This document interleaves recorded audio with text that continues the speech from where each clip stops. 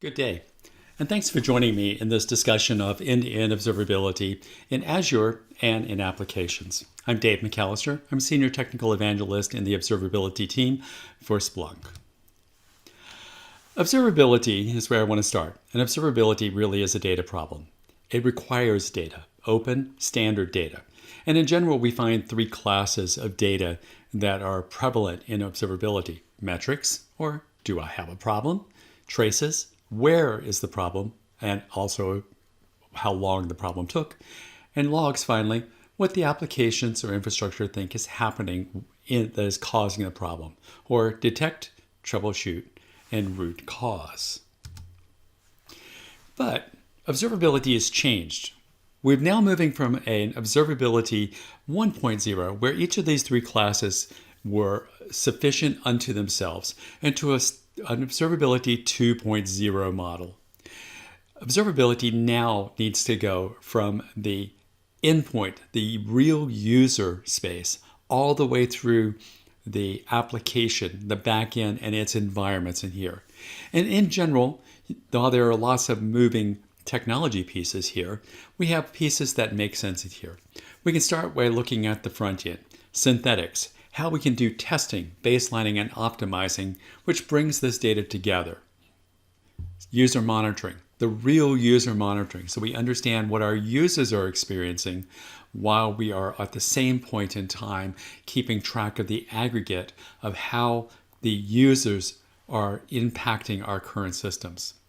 We move into the endpoint monitoring because our people, our users, are no longer making use of just a desktop, but they could be on their phones. Or we could even be looking at IoT type devices, such as in automobiles. And finally, our environments, the entire process behind it, the services, the digital experience that they're experiencing here, the third-party applications, our new cloud-native microservice container-based applications, and in their own compute environments, be they virtual machines, be they in a cloud, making use of networks or service meshes, or even now serverless, where we don't even own or understand what's going on. We get the service when we need it. However, data is only as useful as we can aggregate it, analyze, and visualize it, and in the long term, respond to it.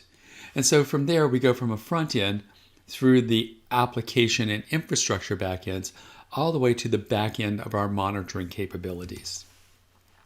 So observability really needs to have this analytics-powered integrated environment. Our 2.0 observability is around having a unified experience where data is correlated automatically across this. So a cohesive workflow, regardless of where the exploration starts or what features or data are available here. We need to have a model that brings all this together so that we don't have dead ends. We don't have places that suddenly our information flow, our forensics stop inside of here. And then we need to be able to make sure that all of these pieces, collaboration, visibility, and incident management, help us reduce that time to resolution. We live in an instant gratification society. 3.7 seconds is enough to cause someone to abandon a shopping cart. We need to be able to respond as quickly as possible. One component doesn't mean that you're observable. It's all of the data together, metrics, traces, and the logs, that deliver observability. So, what about Azure? Azure is one of the leading cloud providers that are dealt with these days and hosts a huge amount of enterprise-ready, high-capability systems here.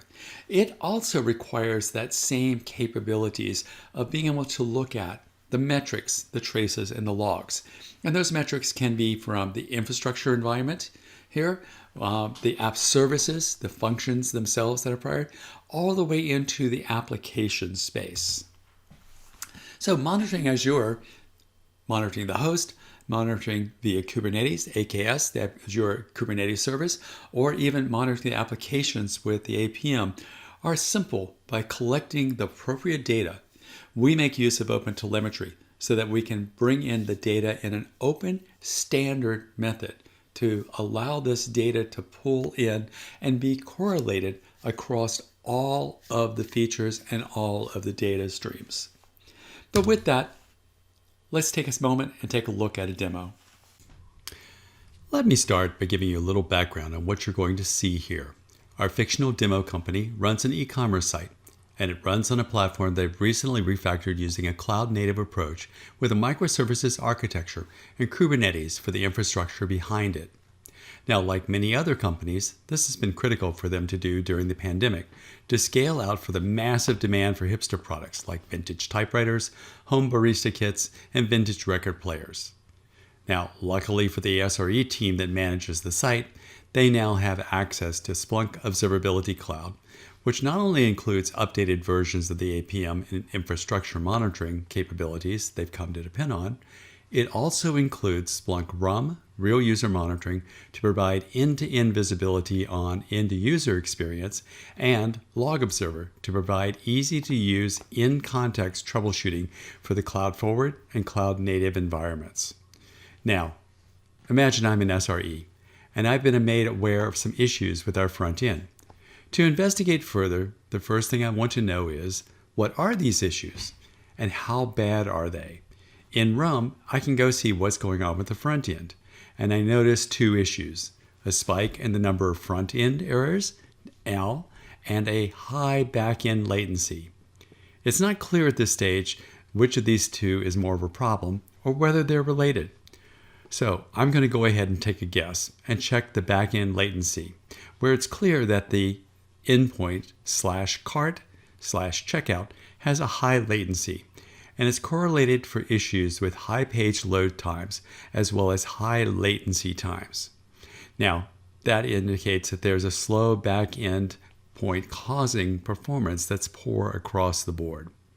So I click through the /cart/checkout link on the endpoint latency panel, and it takes me to Tag Spotlight, where I can see a number of errors over the last 15 minutes. Now, they don't seem to be isolated to any particular tag. So to dig in further, I click on Sessions to view exemplar sessions. Now, when I look at these, I can see there are some that are taking what seems to be a little bit longer. And so I click on the link here so I can see the full trace. You can see here that we're showing that the entire trace through the front end, and then also when it gets to the back end, where it seems to complete successfully. But it's taking a little while. And so now I could follow through with this specific trace, right? But I'd rather than do that, I'd like to be able to see what's going on with the aggregate behavior. And I can do that by looking at the workflow. So when I do that, what it does is takes me to the full set of services that are backing the checkout action in application performance monitoring. And you can see here that the payment service seems to be having some issues. There's a bunch of errors in the system has identified as root cause errors. In other words, the services with the most downstream errors that are contributing to a degraded experience. Now, one of the things that's new here is that when I select that particular service, in addition to all of the other information I have for troubleshooting that specific service, I also have the ability to see other information in the observability cloud that's related to it that might help me in my investigation. And we'll go ahead and automatically surface that for the user. So I can go ahead and take a look at the infrastructure that underpins this particular service. Or we can take a look at the logs. I'm going to start by looking at the infrastructure, since this is something that's pretty useful to be able to do to rule out that as a cause of problems that I'm seeing. And so you'll note, when I click on this, it takes me to a context view of the Kubernetes Navigator, where it's been narrowed down to the payment service. And when I go ahead and take a look at the pod that the service is running on, and I look at it in greater detail, you can see that there's probably not a lot going on here, right? The CPU percentage is really low, less than 1%. The memory is pretty stable.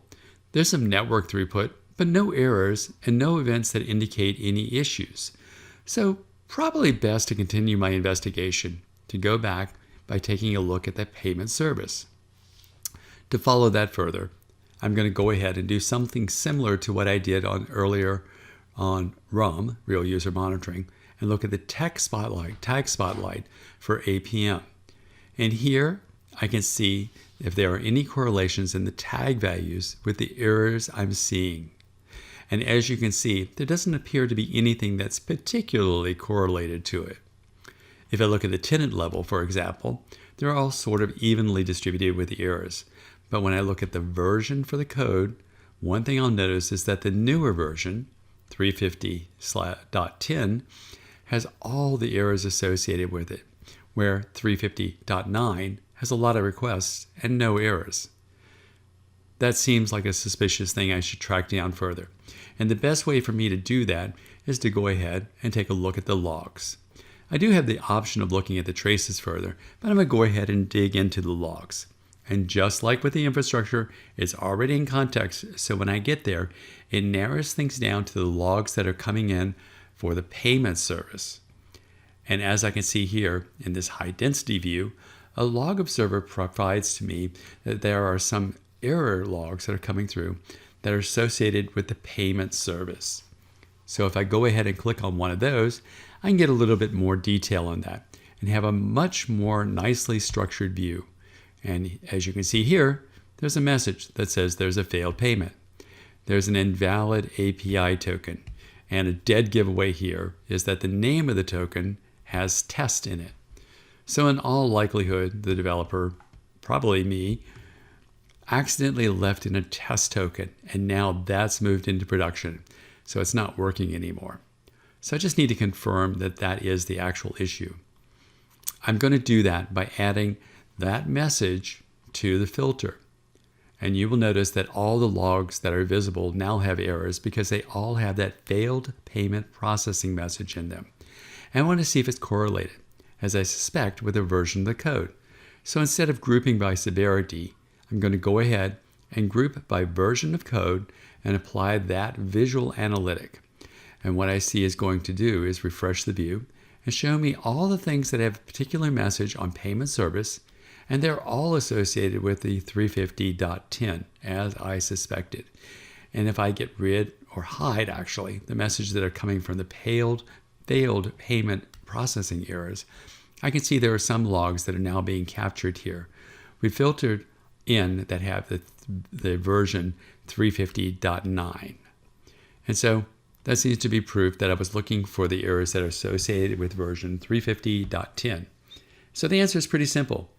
Let's go ahead and revert the code to a known good state so we can restore a good service and then try and figure out what happened. Okay, so that's not the end of the story, because as an SRE, I also want to do preventative work here. Now I know that this could be a problem. I might want to go ahead and have dashboards or alerts set up on this particular issue. That's one of the things that's really interested in this, is that I can simply save this as a metric here from Log Observer. And what it's going to do is take the query I captured in the visual analytics line, along with the filters that we applied, and allow me to go ahead, define a rule that takes these logs, converts them to a metric, so that I can then use them in the rest of the system to do dashboarding and alerting. Pretty exciting stuff. So just to close off, what have we seen? Well, we barely scratched the surface for the Splunk Observability Cloud.